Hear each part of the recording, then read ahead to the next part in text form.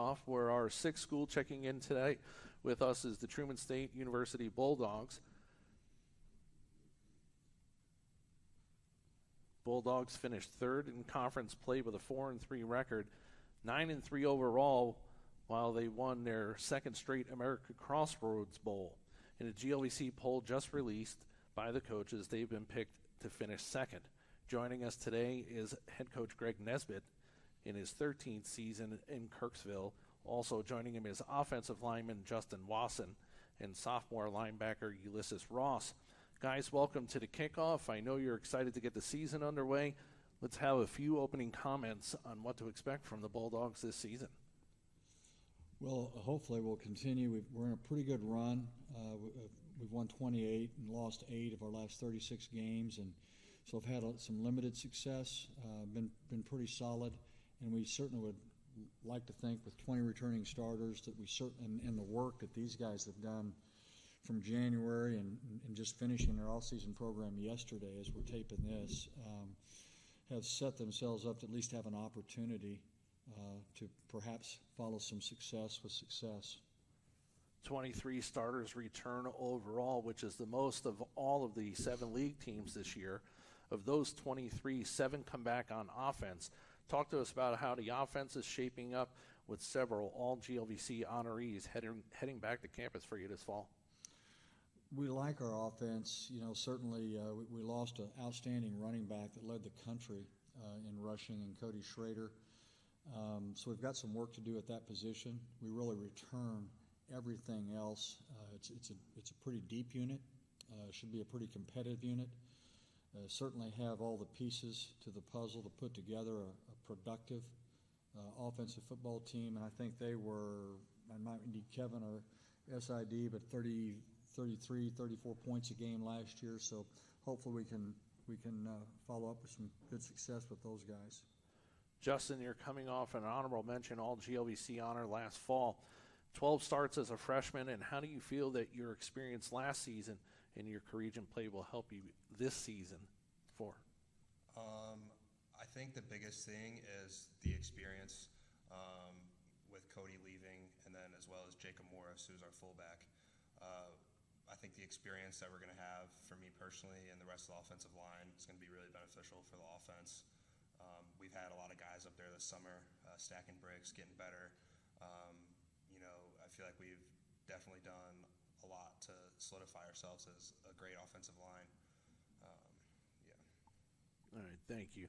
Coach, another group of decorated defensive players returned to Truman this season. 5 of the 11 returning starters earned all-conference honors this spring, which includes Ulysses sitting next to you. How are the Bulldogs' defense shaping up as you head into camp with the all-star cast that you have? Well, we've had a really good defensive culture really for 7 or 8 seasons now, and Ulysses is kind of a poster child for the next great thing, if you will, the next good player. It's his time. It's his to see what legacy he can leave. So with the starters we have coming back, and we really, in our world, we've got 12 starters back defensively, and I think 7 or 8 of them were all conference of some ratio. Our defense was 5th in the country last year in run defense, statistically the best in our school history at 77 yards a game, which is a good place to start when you talk about winning football games. And we'll start with that with up front. Our entire front 6 is back, trying to control guys like Justin, minimize the yardage, the damage, and then try and find a takeaway or 2 and a few stops throughout some third downs. But we certainly have a good experience, a good nucleus to put together another quality defense. Ulysses, you were mentioned earlier as one of the several Truman State defensive players to pick up all GLVC accolades, finishing last season with 69 tackles and a pair of forced fumbles. With your performance last season, what are some of the goals that you set for yourself as well as your defensive unit? Well, Coach Nez hit it right on the nail when he said it's a defensive culture. So we all kind of feed off each other and have a common goal. So I think for me, being with the guys in other years kind of helped me kind of like get used to the gameplay and the speed of it. And I just feel like I'm going to be able to have more opportunities to make big plays, just keep grinding. And for goals, I would say that as long as I'm keep as long as I keep doing my assignment more and more, and me being more experienced now, I'm going to have more opportunities just based off having more experience. That you're going to see a lot of big plays this coming season. All right, thank you. Coach, the special teams are always an important part of the game. You have 2 second-team all-GLVC honorees in punter Taylor Cornish and punt returner Ben Thomas.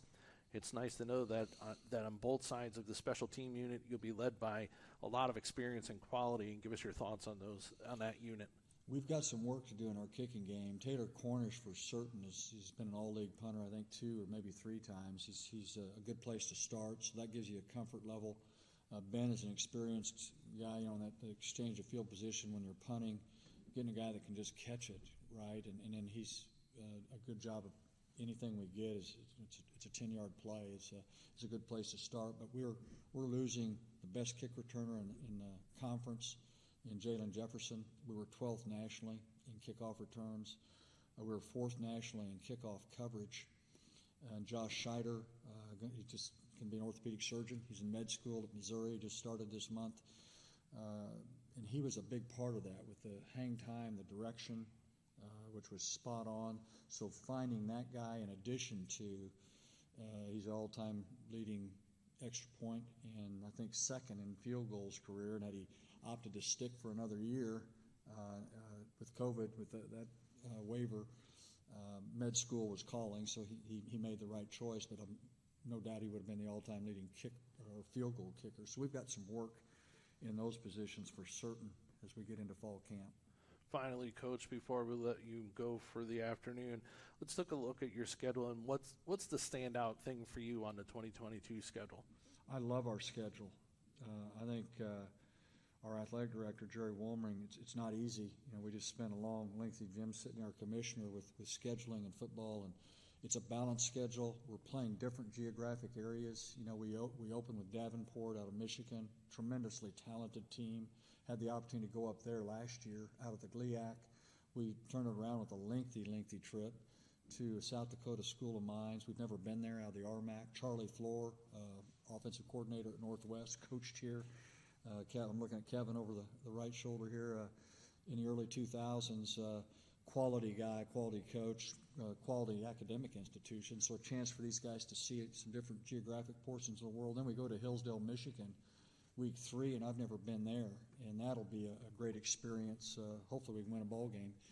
But the schedule, being able to see different parts of the country for young folks, for old coaches, is part of the educational experience. And then obviously, from the commissioner's aspect, the opportunity to brand your league in a sport and hopefully win some of those games doesn't hurt as well. Coach, thank you so much. Gentlemen, thank you as well. Best of luck to you and the team this season.